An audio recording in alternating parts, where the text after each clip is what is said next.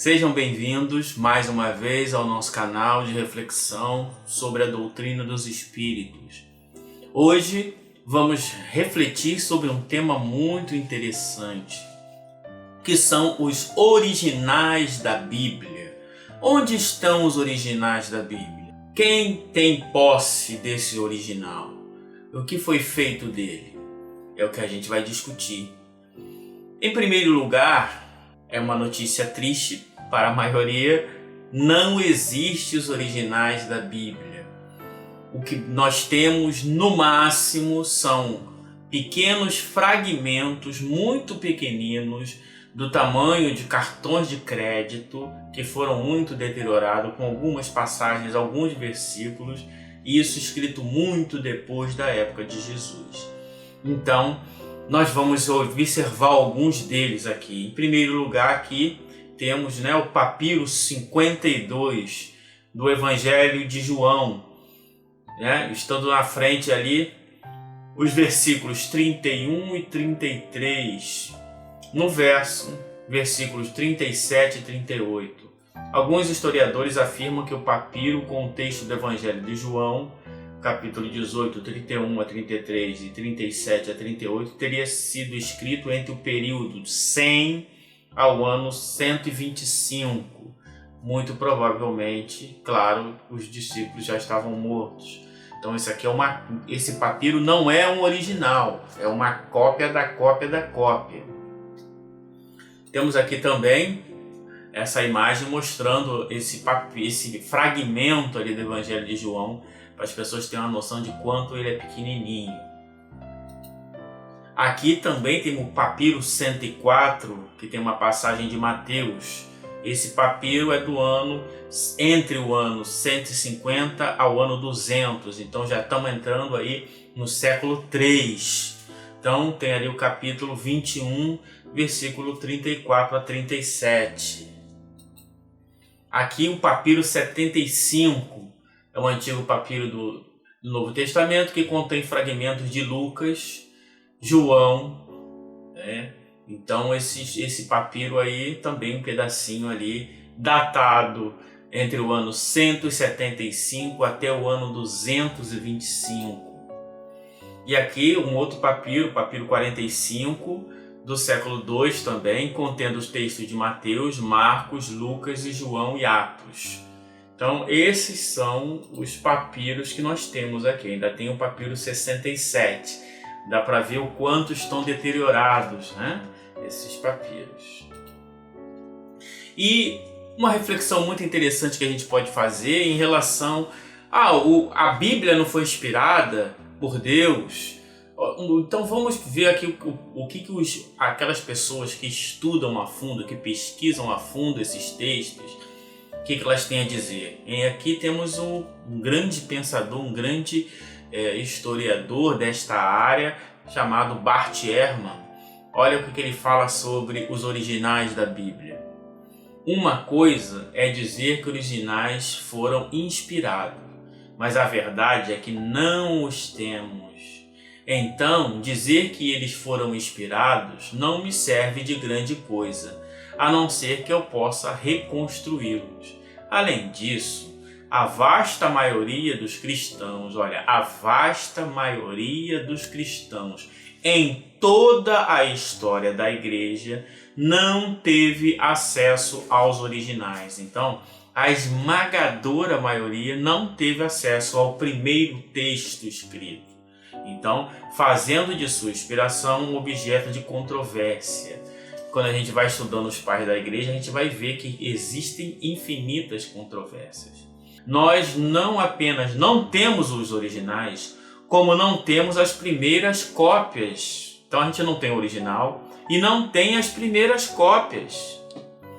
Não temos nem mesmo as cópias das cópias dos originais, ou as cópias das cópias das cópias dos originais. Então, o que nós temos? O que temos são cópias feitas mais tarde, muito mais tarde. Na maioria das vezes, tratam-se de de cópias feitas séculos depois. E todas elas diferem uma das outras em milhares de passagens. Veremos depois, isso aí é uma parte do livro dele, o que Jesus disse, o que Jesus não disse, quem mexeu na Bíblia e por quê. Ele diz, veremos depois neste livro que essas cópias diferem uma das outras em tantas passagens que não chegamos a saber quantas diferenças há. Há mais diferença em nossos manuscritos do que palavras no Novo Testamento. Então, muita controvérsia, muitos textos, muitas adulterações que existem. Então, quando a gente começa a entender esse processo, quando a gente vai estudando a fundo, a gente observa em primeiro lugar que os textos não tinham assinatura. Só depois de muito tempo começaram a querer saber de quem era aquele texto, então começaram a atribuir nomes àqueles evangelhos, mas não tinham nome. E também tinha uma outra questão, existiam muitos evangelhos aparecendo. Em primeiro lugar, historicamente temos as cartas de Paulo, depois começaram a aparecer os evangelhos, em primeiro lugar o de Marcos, etc. E aí que os cristãos que viviam em várias comunidades diferentes, cada grupo adotava um evangelho, ou no máximo alguns evangelhos, não todos, porque não existia essa ideia de que tinha um grupo de textos que formavam um Antigo ou Novo Testamento. Essa ideia não existia.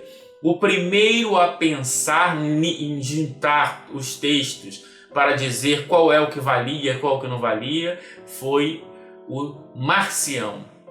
E aí ele usou uma palavra chamada cânon. O cânon é exatamente, nós vamos ver aqui a definição de cânon. Cânone vem do termo grego, régua ou vara de medir. Os cânones se desenvolveram através do debate e consenso entre as autoridades religiosas de cada uma das respectivas denominações. Os fiéis consideram os livros canônicos como sendo inspirados por Deus. Viu? A ideia lá de quem era o texto. Hoje as pessoas dizem assim, não, é esse porque é inspirado por Deus. Mas na época, no século I, no século II, no século III, essa questão de ser inspirado por Deus não passava na cabeça de ninguém. Eles estavam preocupados sim em saber quem era a origem daquele texto. Isso que para eles era o mais importante. Se era inspirado ou não era inspirado não faz diferença. E como expressando a história autoritativa da relação entre Deus e o povo. Então Marcião foi o primeiro a querer juntar um grupo de textos para dizer, essa aqui é a regra de medida. Só que o Marcião, depois ele foi excomungado. Por quê? Ele tinha algumas ideias mais radicais. Em primeiro lugar, ele achava que existia o Deus do Velho Testamento, o Deus do Novo Testamento, em que todos os textos deveriam ser limpos, a palavra limpos aí entre aspas, de todas as passagens do Velho Testamento. Ele pensava numa ruptura total entre o cristianismo e o judaísmo. Então Marcião foi eliminado da comunhão dos cristãos. E o que era o cânon, né, de Marcião? Então temos aí a imagem de Marcião. Ele viveu entre os anos 85 até o ano 160. Então ele viveu bastante. O cânon de Marcião tinha, né, ele excluía todo o Velho Testamento e incluía as epístolas de Paulo, apenas 10, e uma versão do Evangelho de Lucas, mas não tinha ainda o nome de Evangelho de Lucas. O chamavam de o Evangelho do Senhor. Então não tinha, nessa época não tinha essa ideia de que os textos teriam assinatura, não tinha isso, os textos eram anônimos. Então, depois de Marcião, mesmo ele sendo excomungado, todos passaram a querer fazer um cânon, isso é, qual é a regra? Quais são os livros que vão entrar? Um exemplo, Justino, Flávio Justino. que nasceu lá no ano 100 e morreu no ano 165. Então, conhecido como Justino o Mártir, né, no início do século II. Ele usa a memória dos apóstolos. Então, essa ideia de que nós temos hoje de Evangelho de Lucas, de Marcos, de Mateus, isso aí não existia. Eles chamavam de memória dos apóstolos e que os cristãos chamaram de Evangelho e que eram consideradas tão autoritativa quanto o Antigo Testamento. Então, eles citam, olha, dá para saber o que eles estão citando. Hoje a gente pode dizer, isso aí era Lucas, isso aí era não sei o que, mas na época eles não usavam essa expressão, porque não tinha interesse. Então olha lá, olha a apologia aqui de Justino. Os apóstolos, em suas memórias, que chamamos de evangelhos, nos transmitiram a recomendação de Jesus que lhes fizeram, tendo ele tomado o pão e dado graça, fazei em memória de mim, isto é meu corpo. Então ele está dizendo ali, quando ele está citando, né, Lucas, Marcos, etc., na verdade ele não usa assim, Lucas, o evangelho de Lucas, o evangelho, não tinha isso. É a memória dos apóstolos, ok? Justino frequentemente cita o evangelho de Mateus, de Marcos, de Lucas e possivelmente de João. Contudo, não cita o nome de Mateus, de Marcos, de Lucas, e sim de memória dos apóstolos, porque isso chegou-se a afirmar que Justino conhecia a divisão em 4 evangelhos, afirmada, por exemplo, fortemente por Irineu, mais ou menos 30 anos mais tarde. Então um vai citando o outro e fica aquele telefone sem fio, né? Como fulano disse, deve ser assim, assim, assim.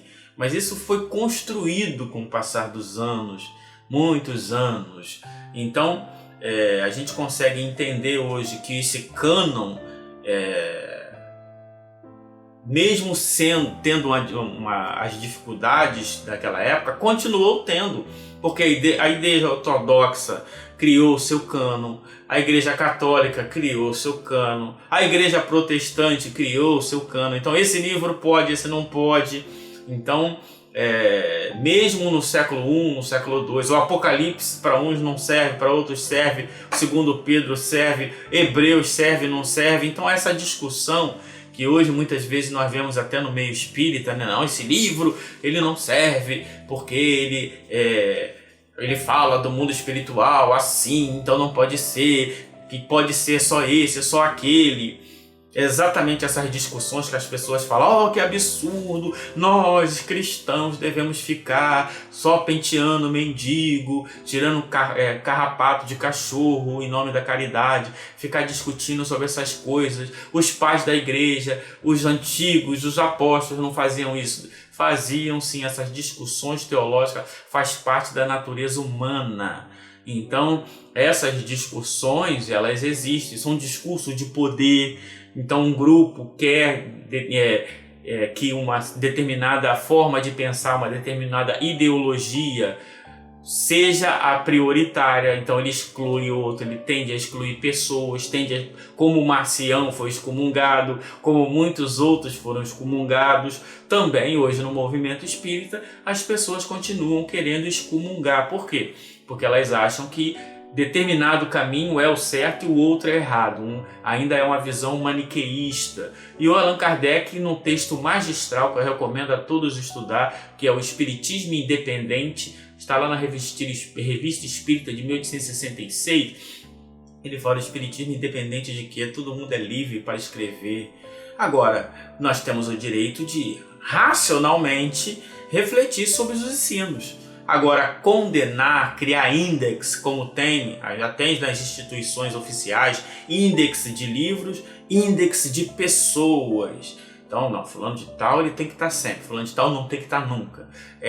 Isso mostra que ainda estamos no mesmo processo dos cristãos antigos.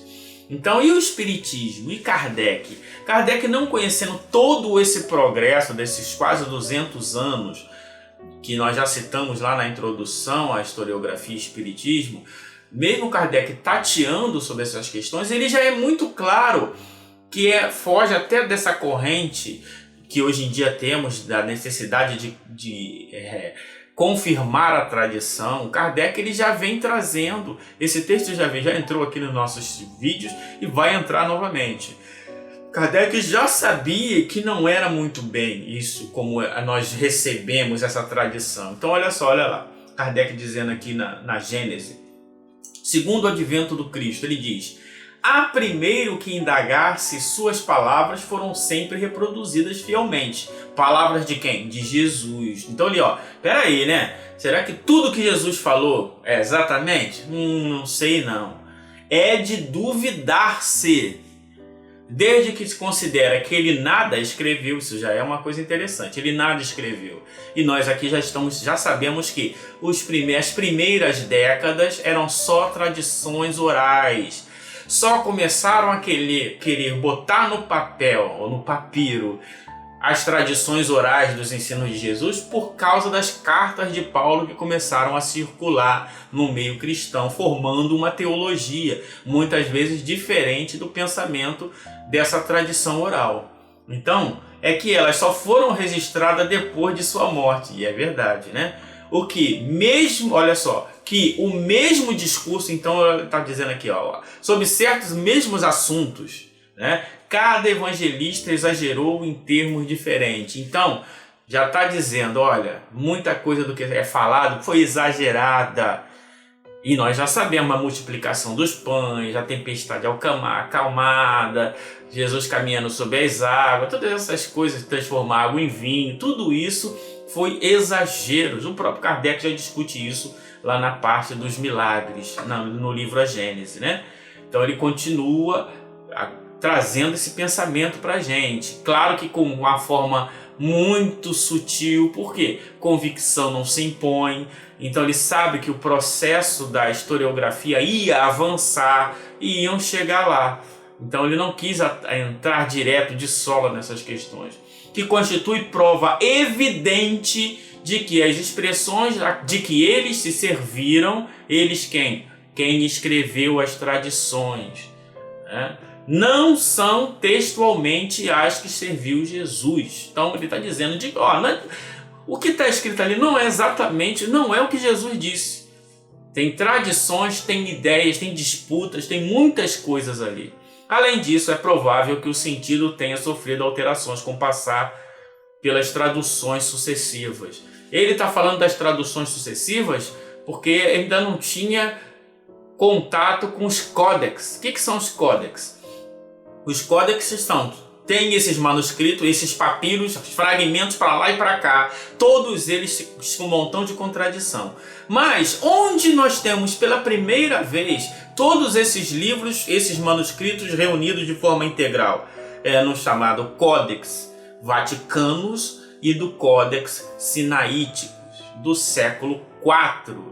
E se você for analisar, consegue ver ali adulterações, supressões, passagem, a ideia já de construir. Não, isso aqui pode atrapalhar lá o pensamento, isso aqui pode adiantar. Não, isso aqui precisa entrar. A gente já vê ali uma série de mexidas para adequar o pensamento. Assim como muitos livros mediúnicos, dadas a determinadas instituições em que eles mexiam, quem não aceitava que fosse mexido, o livro não era publicado. Aqueles que aceitavam, ou pelo menos eram ultrapassivos e aceitavam de qualquer forma, os livros eram adulterados para adequar a certos pensamentos, que nós vamos tratar sobre isso quando estudarmos o docetismo, ok? Então Kardec aqui ele está dizendo, cara, olha, ele ainda não tinha todo esse conhecimento, mas já sabia que não era assim. E ele tinha ali ao lado dele os apóstolos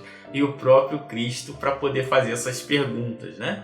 Então, olha, aqui também na Estranha Moral, é que as palavras que lhe atribuem, que atribuem a quem? A Jesus, foram mal reproduzidas, mal compreendidas ou não são suas. Então, Kardec não tinha dúvida de que o texto que ele tinha em mãos não era exatamente a expressão da verdade, não vinha de originais porque esses originais não existem e as ideias foram passando, sendo adulteradas por 1, por 2, por 3. Orígenes no século II já reclama de adulteração e muitos outros. Livros que poderiam entrar, como é que entra essa passagem, não tira isso aqui para poder entrar. O Apocalipse, alguns aceitaram, outros não aceitaram e assim foi. Então, o que podemos entender de tudo isso é que não existe originais. Se alguém vem em palestra espírita dizer que está estudando os originais, é uma pessoa que está usando de desonestidade intelectual, porque não existe originais. O que os pesquisadores mais gostariam de ter são os originais. E não existe. Existe a cópia da cópia da cópia da cópia da cópia da cópia. Só que é o fragmento da cópia da cópia da cópia, não é nem a cópia inteira. Então, a gente tem que entender sobre isso. Por quê? Porque faz parte da nossa história, ainda mais agora que vivemos num momento em que estão induzindo as pessoas a achar que vai estudar a Bíblia para entender o Espiritismo. A Bíblia a gente pode tirar questões morais. Também podemos tirar questões morais até do desenho do Pica-Pau. Não há problema nenhum. Apenas para que a gente aprenda com essa ciência, a paleografia, a historiografia, a arqueologia, tudo isso contribuindo para esclarecer a nossa razão. E nós que temos e buscamos a nossa fé raciocinada, não estaremos alheios às descobertas e aos avanços, e não vamos fazer como os cegos que ficam domando ou distorcendo a realidade para adequar as suas crenças. Muito obrigado.